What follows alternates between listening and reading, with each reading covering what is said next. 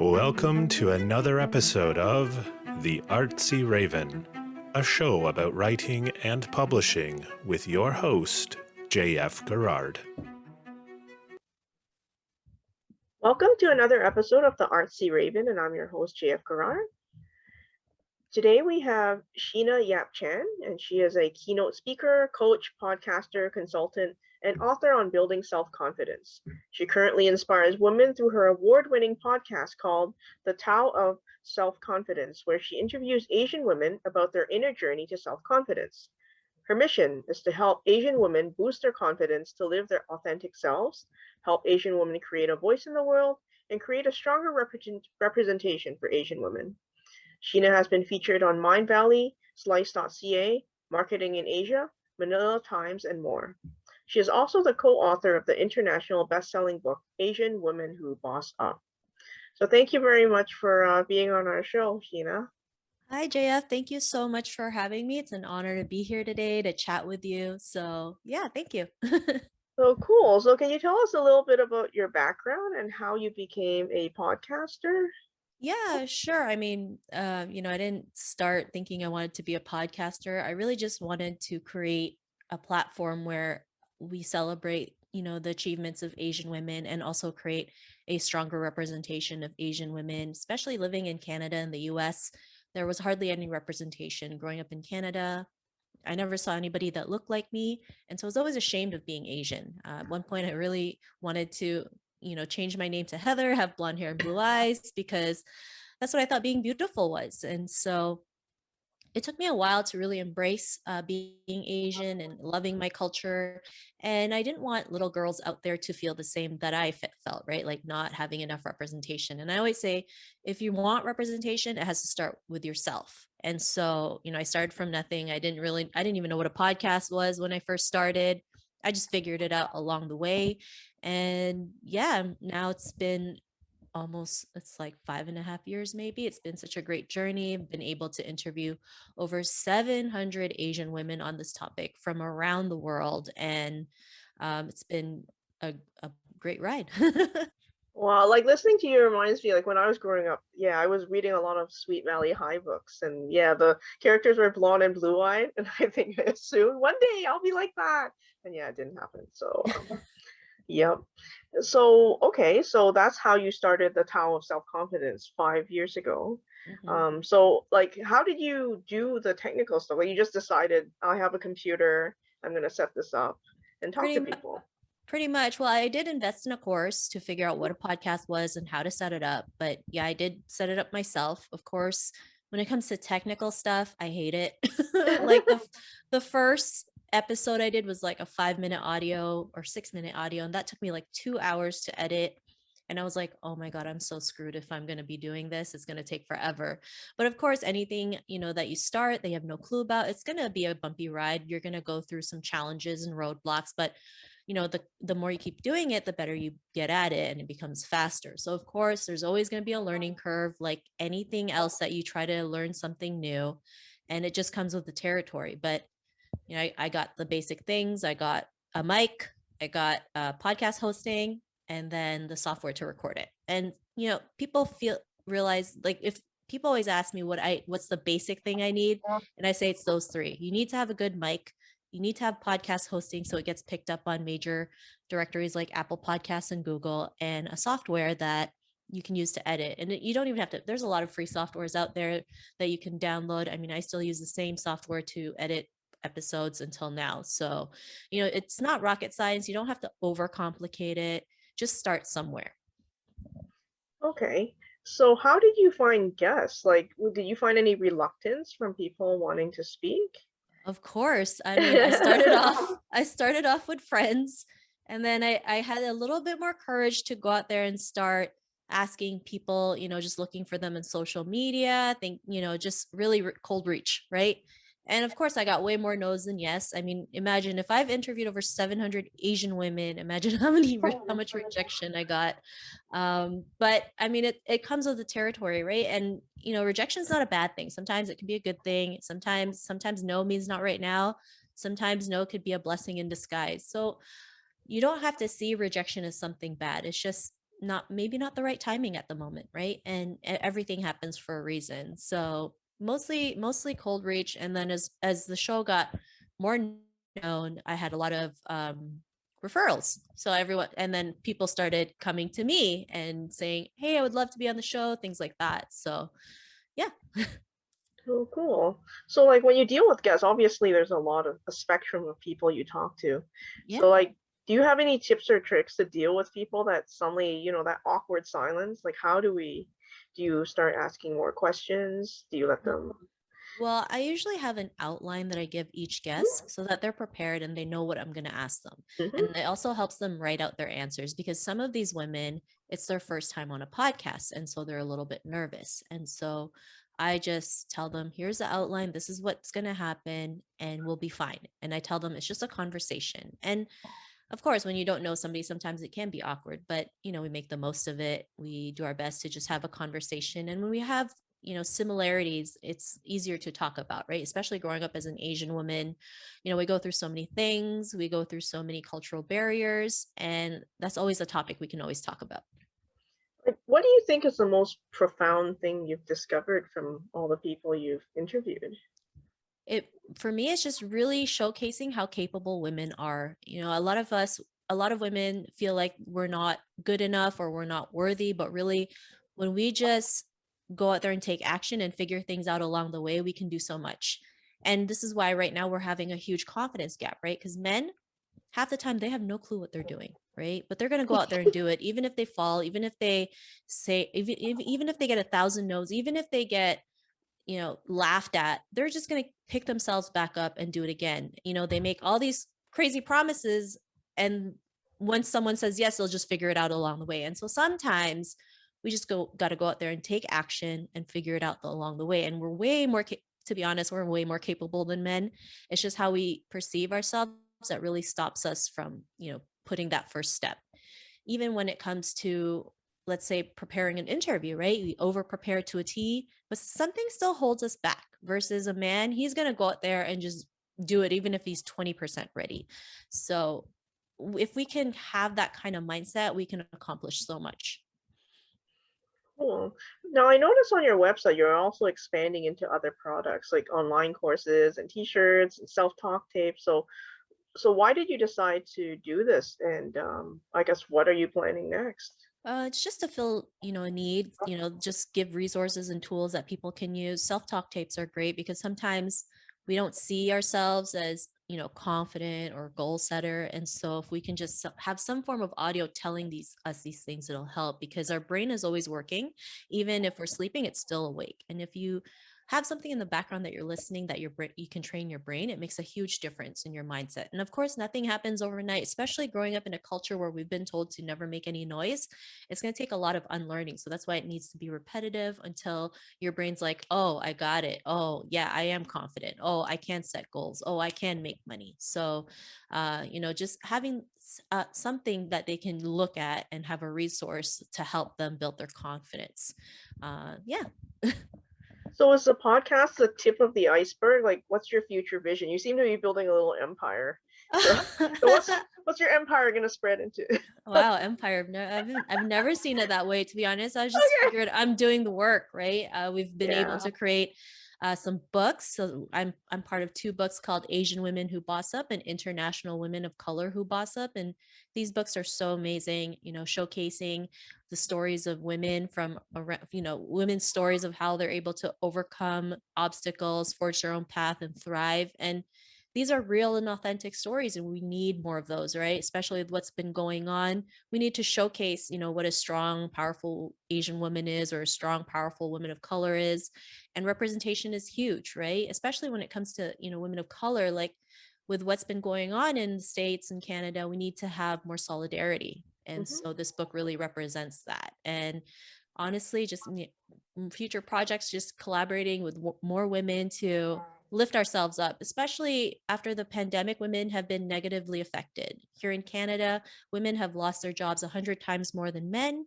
In the US, in the month of December, 100% job loss on women. So we have to do something, right? And I believe women can solve this problem through entrepreneurship. And we are providing tools and resources to help you get there. Yeah, I have to admit, like COVID has affected us a lot. I mean, I have a small one at home, and I feel like I'm doing a lot of the child's care. Yeah, Although my like most husband's mothers. there, but yeah, Like most mothers, right? You're the yeah, exactly. entrepreneur, the childcare, the tutor, the cook, the errands, everything, right? And it's a lot of work. Sometimes, And it's like, unpaid work, you yeah, it's know. undervalued work, right? And sometimes this really gets to me because you see all these gurus who keep telling you need to hustle, hustle, hustle, focus on your business. Mhm. And, as a woman, you can't relate to that, especially when you have kids, because we're natural born caretakers, right? And so we can't really always focus on our business when we have to take care of the Mhm. kids, tutor them, cook for them, do laundry, run errands. Whereas a man, he can, of course, focus on his business because the woman is running the household. So, it makes us feel bad thinking we're not doing enough, but we're doing a lot more, right? And if it was the other way around, the house would be a hot mess, right? Men would have no clue what they would be doing. I'm not saying all men are like that. Most men are. And so for us to listen to a man saying, "Oh, you got to hustle, hustle, hustle," and focus on this, it's like, well, that's easier said than done because you had support, where as women, we don't get as much support. And so that's why it's so important as women to work together, because we understand the things that we go through. Yeah. Now, how did these books come about? Like, are they a compilation of your interviews or? Some of them are, and some of them are, women we've met. So I work with someone Okay. else who's really the mastermind behind the Oh, books. Her okay. name is Tam. And yeah, we've been just collaborating because, we've seen how these books can really create an impact, right? It's really helped create that representation, because it's really powerful when you see 16 Asian women on a cover of a book. I don't think that's ever heard of. And if it does, nobody talks about it. And even when international women of color, 16 women of color from around, from different cultures, different backgrounds on a cover of a book is just as powerful, because as women of color, of course, we get the short end of the stick, right? We go through so many cultural and stereotypical barriers and gender barriers. And so we need to create more representation, because representation, it's really what helps women go out there and forge their own path. And there's been studies about this as well. Do you have any advice for people that are thinking about starting a podcast or writing a book?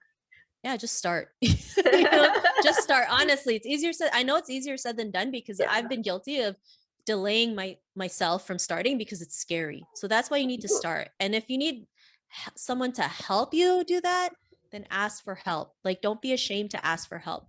That really delayed my success, not asking for help, thinking I could do everything on my own. But the minute I, got help, it made a huge difference. And I believe it's better that we work together than doing it alone, because a lot of us feel like we have to be all alone in this journey. But you don't have to. Look for a women's group, go hire a coach, find someone who can give you that little push to take that first step. I mean, I offer 20-minute self-confidence coaching, to help you, either push start or build your mindset, or get over some of the traumas you've been through, because these are the things that hold us back to our destiny or to our greatness. So that's what I would say. Just start and ask for help. Cool. So I know you have a website. Why do you have two websites? I guess one Oh, is for the podcast and yeah. one is One's for for the yourself. podcast and one's just my name. So, it's SheenaYapChan.com, and the Tao of Self Confidence.com. Both sites, you can pick up a free copy of 8 ways to boss up your confidence in life and business, just a free report. You can also, if you'd like a free complimentary 20-minute coaching, it's there as well. And you can also pre-order the book Asian Women Who Boss Up. Part of the proceeds will go to nonprofit organizations that is fighting anti-Asian racism. So it's a book with a cause. Oh, that's really cool. Yeah, I thought about making a separate website, but I was too late. Well, I just didn't have time. I was like, I already maintain a whole bunch of websites, and I'm like, oh, I don't know if I It's can do okay. another one. It's okay. You don't So have to. It's not the end of the world, right? I mean, I you know. do what works for you. And that's the beauty part of being an entrepreneur, right? If it doesn't work for you, then don't do it. You don't have to not feel bad about it, right? As women, we tend to feel bad about every single thing that we want to try and do. And sometimes it just doesn't work that way.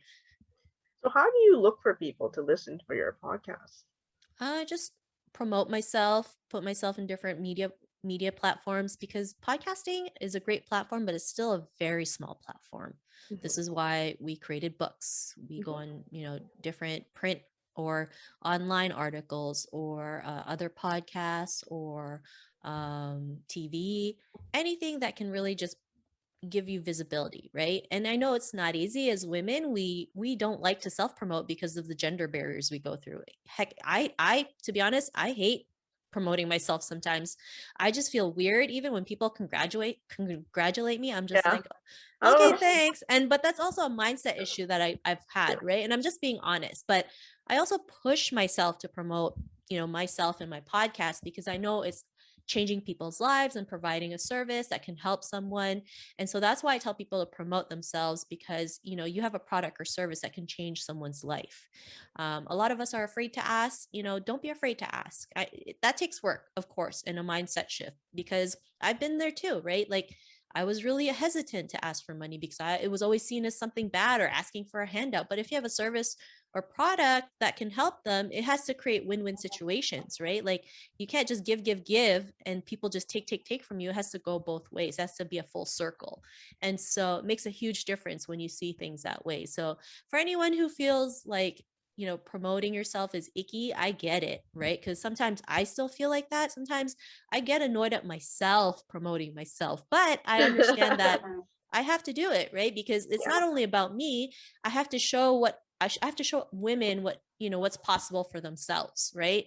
And so this is bigger than myself. And as an entrepreneur, you always have to do things that make you uncomfortable. And this is one of the things that makes me uncomfortable, believe it or not. People might think like, are you for real? I'm like, yeah, like, maybe because we just don't talk about it, it doesn't exist. But I'm just, here's me being honest with you about self-promotion. But as women, we need to learn to promote ourselves, right? And the best part is you don't have to do it alone. You can do it with a group of other women who are doing the same thing. yeah. I did an MBA at Schulich at York, and I remember one of the marketing professors, he said he was accused of being arrogant. And he was like, if I don't toot my own horn, who's going to toot my horn? And that is totally true. And I still remember that to this day. And he's a man, and, he does it, well, maybe a bit too much. But at the same time, who's going to do it for you? Nobody, really, Yeah. because they don't know what you've accomplished, right? So I know, I mean, one of the reasons how we sort of met was because I was looking around for a Asian podcast list, and yours actually happened to be the most comprehensive one I've found. Like, I saw some other ones that only had like 4 or 5 things, but you actually had a whole list.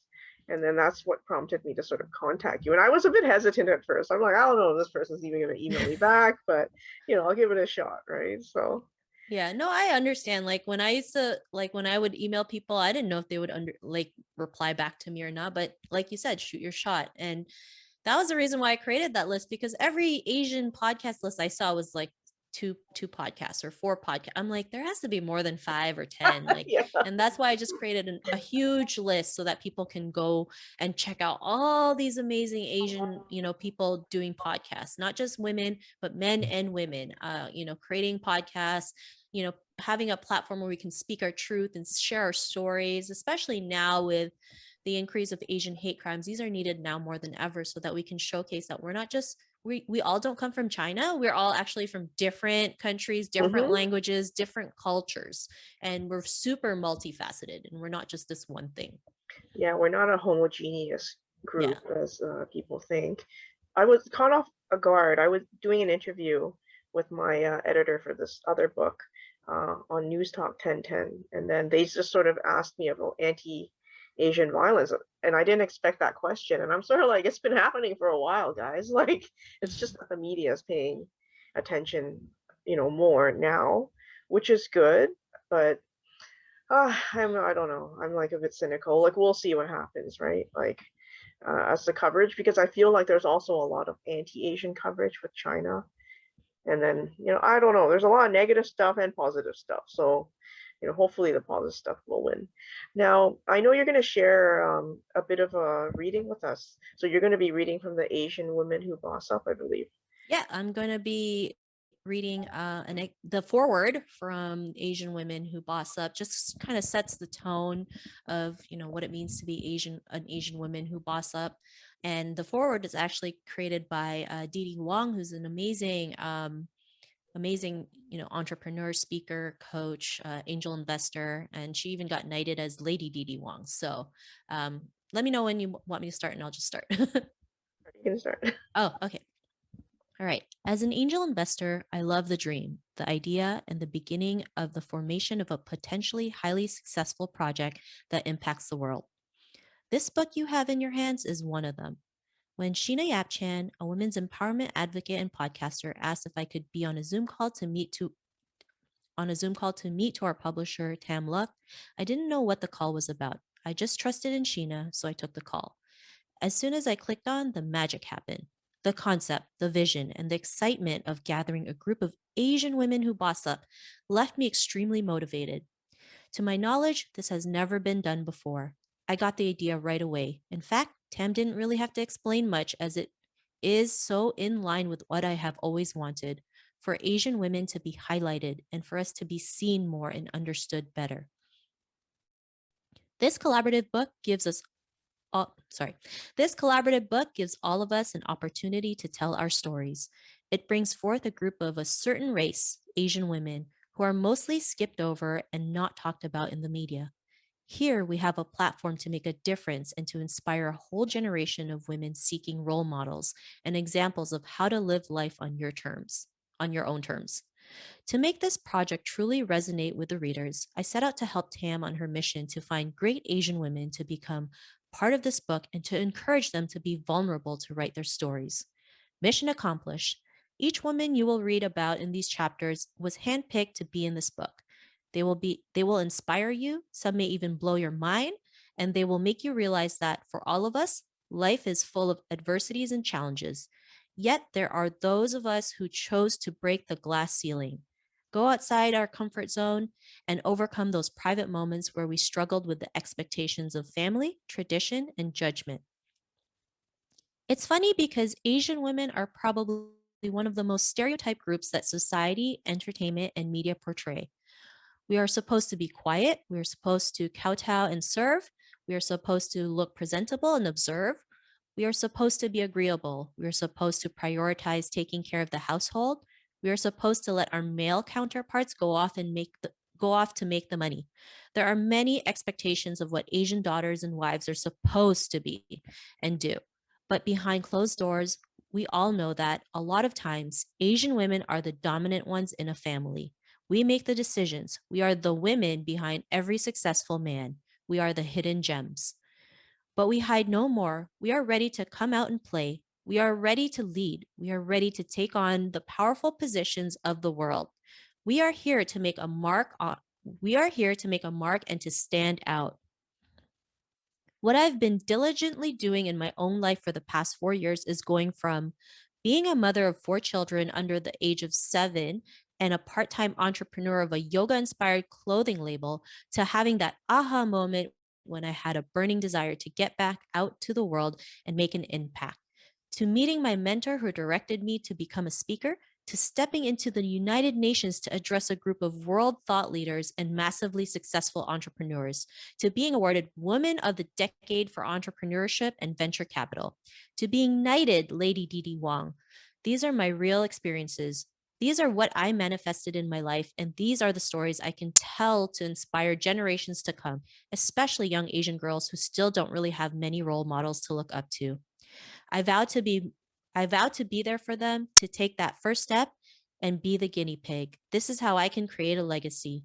I am so proud to lead the way in this forward for this amazing group of Asian ladies. Each one of them is so special. Each one of them has her own jaw-dropping story. Each one of them will make you want to turn the page. You will find this extensive Asian coverage in this book, and regardless of each author's descent, whether she is Chinese, Korean, Filipina, Taiwanese, Indian, Thai, Vietnamese, we all have so many things in common. You'll also find a wide range of professions represented. There's a spa owner, a professional cookbook author and food blogger, a money magnet, an energy healer, an expert in virtual education for children, and much more. We even have someone in the traditional expected profession of lawyer here. I know you will enjoy this book. Cheers to the future. Cheers to the future of Asian women who boss up. Thank you very much. That was a really great forward. Such positivity and Yeah. oomph. Yeah. Great way to start. Start the book. Now go buy the Okay. book. I'm just kidding. So where can people find you? Where do you recommend they find you? Your website, Sheena Yap Yes. Chan. They can find me at sheenayapchan.com or the Tao of Self Confidence. They can pre-order, Asian Women Who Boss Up in either websites. They can also get our free report, 8 Ways to Boss Up in Confidence in Life. And also, if anyone needs some help, I offer 20-minute complimentary one-on-one coaching, whether it's self-confidence or even podcasting. So you can check out those websites, and you can also, if you really forget, just Google my name, Sheena Yap Chan, because I'm the only Sheena Yap Chan on the internet. That makes it easy. Yes. Okay, thank you very much for being on our show. So we will talk a bit more in a few minutes. We're going to do our bonus video, okay? Okay. All right, okay, bye. For more upcoming episodes of the Artsy Raven about writing and publishing, visit us at jfgarrar.com/arpodcast. A reminder to Patreon subscribers that there's bonus content available for every episode on the Patreon website. If you enjoyed the show, you can show your appreciation by buying us some digital coffee. The Artsy Raven is produced by J.F. Garrard. The voice in the show's introduction is Chris Gorman, and music is by Tim Moore. Thank you for tuning in. Until next time, stay safe.